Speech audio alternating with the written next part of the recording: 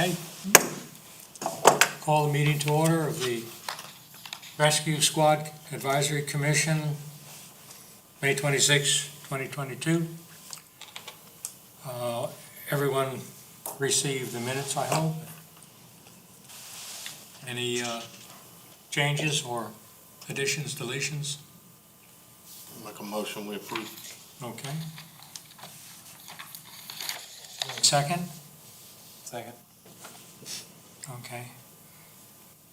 All in favor of accepting the minutes? Right hand. Aye. All those opposed, same side? Okay. That is carried.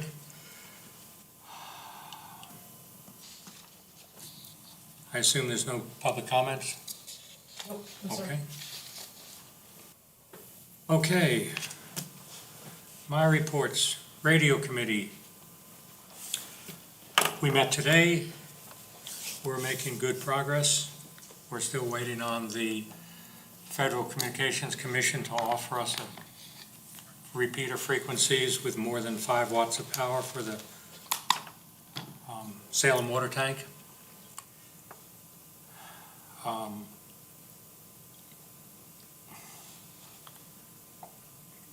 We're giving the final copy of the radio channel setups to Travis Tilson so he can have the frequencies put into a form that we can program radios with. We're working on getting the tower put in at Cleveland, and we have that receiver. Yes. Yeah. Okay. Training committee, Tammy. We did not meet last month, but we did have communication by email on a document that we started working on for a process for new members to go through when they join a squad. So we're going to be continuing to work on that, as well as tweaking the other document as needed per new information that comes in if necessary. So we will meet before the next meeting. Okay. Is that it? Yes. I don't know why part checks are still in here. They're from last month. So, just a quick update, we've had a few discussions, we haven't really got any further on that, about actually putting it into the computer yet, so it pops up for dispatchers on that side, but, we're making a lot of changes and, right now it's kind of slow. You know, we've done so many of the boxes, we're trying to get some of the boxes corrected, especially, we got Rescue One, some of those corrected for you, and then we can work on, getting some of those other changes done once we, those have been sitting for a year. We really needed to focus on those, so we'll work on that, and that's gonna be a training thing also. We need to kind of, when we get ready to do that, kind of have a few-minute blurb that we'll need to put together in training once we get it done with dispatch, so that they know what we're doing, and when they say that, what's expected of our members. Because a lot of times, on the fire par checks, we don't really do a par check. We gotta make sure, if we're gonna do that, we're not just ignoring dispatch, because that's gonna create another issue, is if all of a sudden we start dispatching other units because someone ignored dispatch when they're on scene. I'm doing a par check, so, just things in discussion as we try to work on how to implement that. We're gonna need to make sure we do an education, on how that, what that means. What they think it means and what we think it means, we wanna make sure they match, so.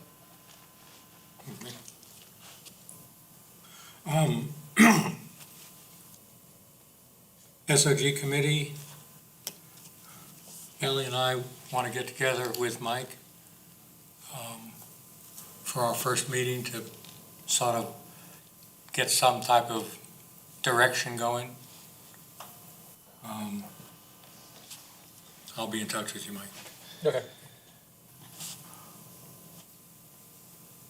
And medical level emblems, I think we talked about last time, didn't we? didn't I bring up that, Yeah. that it would be helpful? Helpful, With we had staff.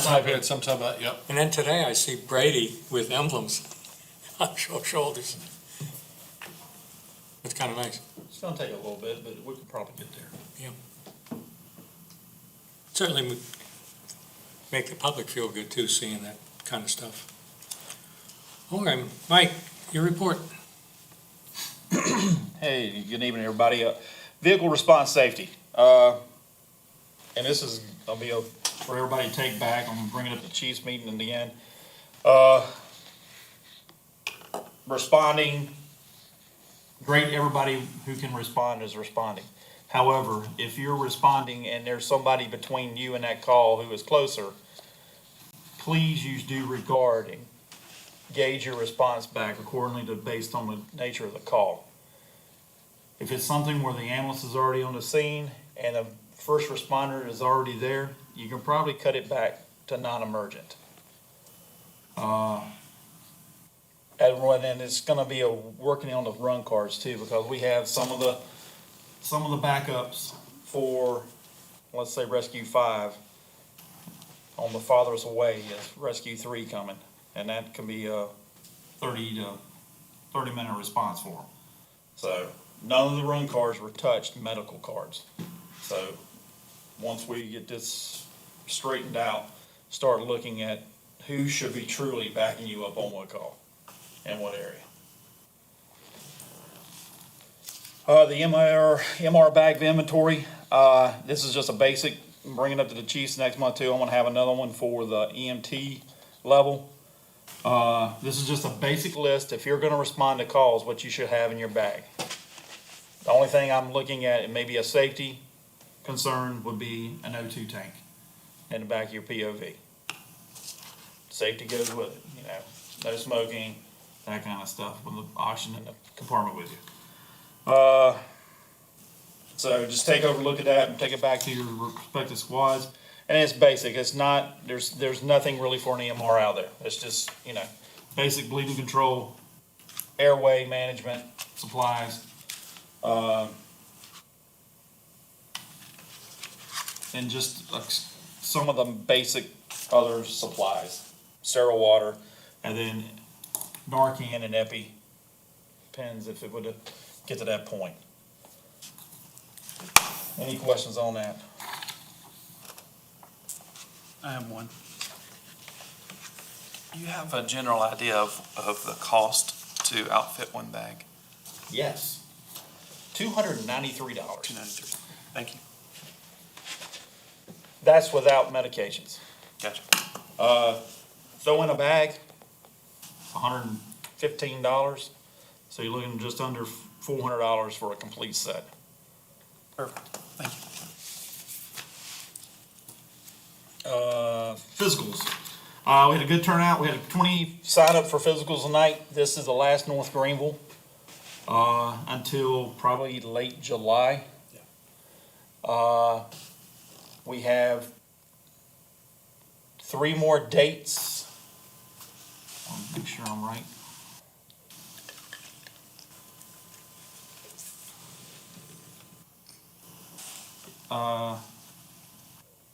Yes, 3 more dates in June. You can go to Upstate. And that's every Thursday. It's one-stop shopping. Go in, get your blood work done, and do your physical. It's all in the morning. Have to be signed up though. Got to be signed up through Cindy, and so she can get you on the schedule for Upstate. And that is a fasting physical. We're looking at about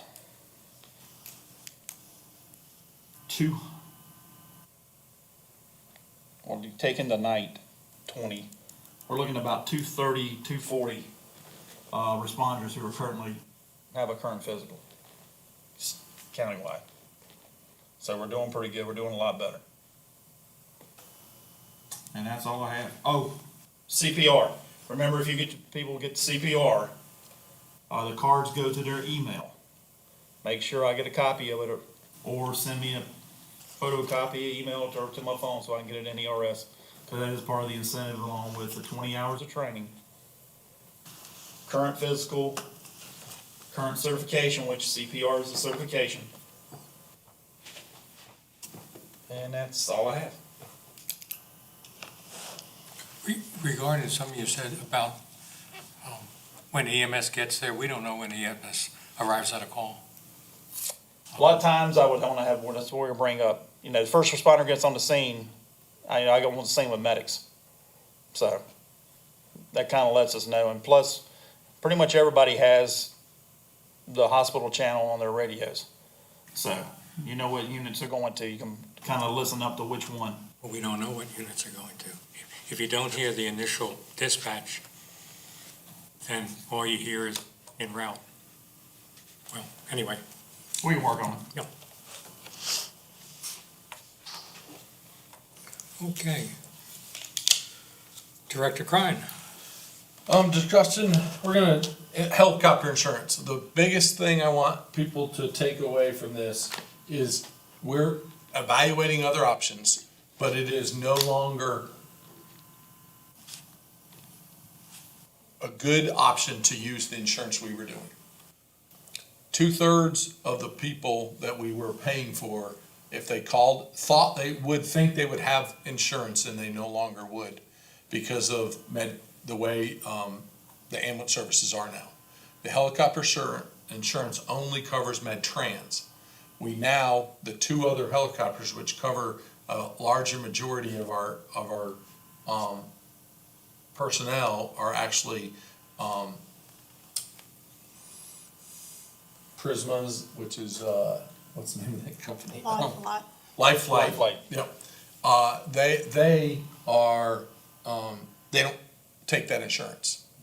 So we, really can't justify using it. Yes, there's a possibility that someone would be able to use it, and it's a shame. When we started it, everyone was covered, and it was a great benefit. So the Firefighters Association will sell departments insurance. Present time, and within this budget year, we will not be, as a county, providing it for every single person. There are still people that are covered by the other helicopters insurance because of double payments, somebody paid up further than the county paid, and those kind of things for the helicopter insurance. But again, it's not a guarantee. We want to make sure people know that there's a possibility, it's not covered on every helicopter anymore. So the Firefighter Association has some options for both ground and air. They are significantly more. So we will be looking at how the county could purchase that in the future. But if you want to look at a stopgap between now and when the county can, the departments could go to that, and we can send that out to you to get your members. Remember that if someone already pays for it, what's nice about it with the county is we make the list, and so if someone's with two different departments, a rescue squad and a fire department, we only pay once. We don't want to pay them twice for the same person. So you have to make sure, if they're on other rosters, that they're not providing that insurance already. And that's actually how some people, we looked at their expiration date of the helicopter insurance, and they were different, and we were trying to figure out why theirs was different than everyone else's, is because the county paid, and then either they paid or a department paid, and so that person is in the system. They just, instead of giving us our money back, they extended the coverage for those people. Again, we're looking at it, but at the new cost, it is not something that we want to just, we've got to do a lot more research and figure out budget-wise for possibly budgeting into next year, not right now, because it is not feasible to do it that quick on the county side for as much as we're talking for that. So And, I'm sorry, when does the current it's out. coverage is out now? It's gone out now. Okay. Yep. Fire Rescue Appreciation Day, June 18th. We are gonna, 2 to 10, we're gonna have some time of fun and entertainment and laughing at each other. 2 to 10? I'm sorry, 10 to 2. Thank you. 10 to 2. Yeah, we're gonna, this is gonna be an all-night party here. 10 to 2, and we're gonna have a good time. We're gonna have some games. Of course, we're gonna feed. We're gonna have the door prizes and all those kind of things as we move forward. But you know, please tell your departments. Encourage everyone to be there. Family event too. Bring your family. Of course, we'll be giving T-shirts out, some other things out. You know, those kind of things. And it's always a good time to sit down, have a good meal together, and enjoy the games that we have and the fellowship just outside of a call. So often we only see people, you know, at events and those kind of things. This is an opportunity to just hang out and have a good time with everybody. That will be at the fire headquarters building in Westminster. And that is all I have. Okay.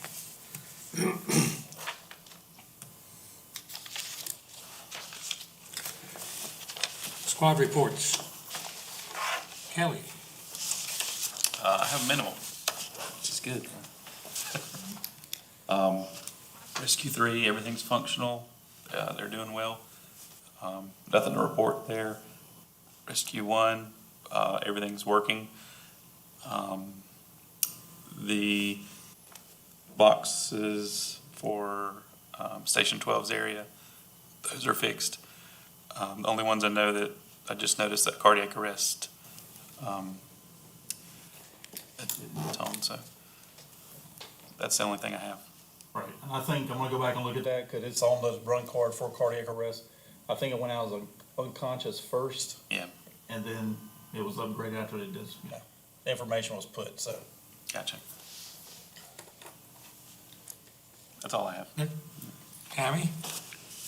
Rescue 2, still, having lots of calls, having about, and this sounds insignificant to Rescue 1 and some others, but when we have 40 calls a month, that's a lot. So we're running about that on average right now, so, a lot of them, thank goodness, in the evenings when there's more people available and we're having to split and go different directions, but, still short during the day if multiple things are going on with work or whatever, so. And, I don't have anything to report from, Rescue 6.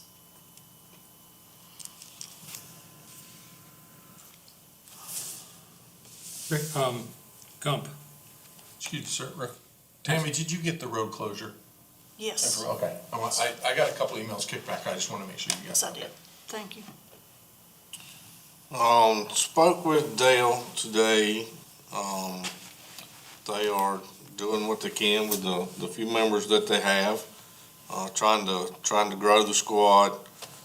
They're covering as many calls as they can. They asked that we continue to look at getting them another vehicle to replace the 250 that they lost. Giving them a second vehicle. Yeah, I think he's asking for another truck or something. Okay. We'll talk to them about it. So I told him I'd bring it up. Okay. Rescue 5, we're like Tammy, and then we're running a ton of calls, or getting dispatched to a ton of calls. We're very short-staffed with members, so we're thankful to the folks that are stepping out of their area and assisting covering calls. But other than that, we're okay. Anybody? That was it. Okay. 7 and 8. Same thing. It feels like we're short-staffed. We're trying to motivate members to run calls. We're coming into our season for both squads and hoping for the best. I need to sign up for the staffing this weekend for holiday weekend. Wasn't shared with me. Okay.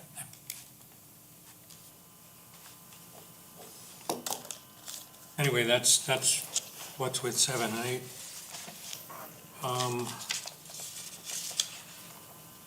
We want to go into executive session, so would somebody make a motion to adjourn into executive session? I'll make a motion, we'll go in executive session. Second? I'll second. Okay. All in favor? Okay. Opposed? Okay.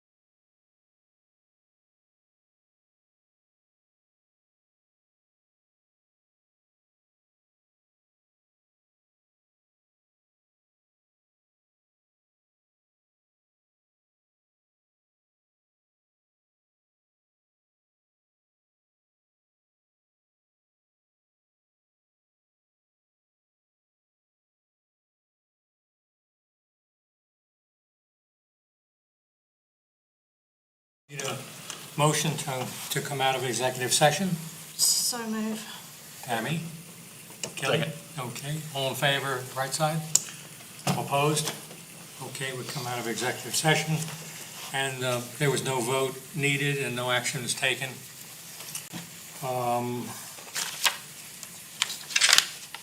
that's all we have. Anybody have anything else? I'd like to say a thank you. For the last month, there's been a really good working relationship between all of the squads, the fire departments, all of the different departments. And I appreciate that a lot. It's been really good to see that camaraderie.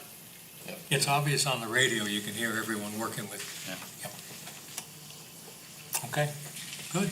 Will? Time to adjourn? We need a motion? We adjourn.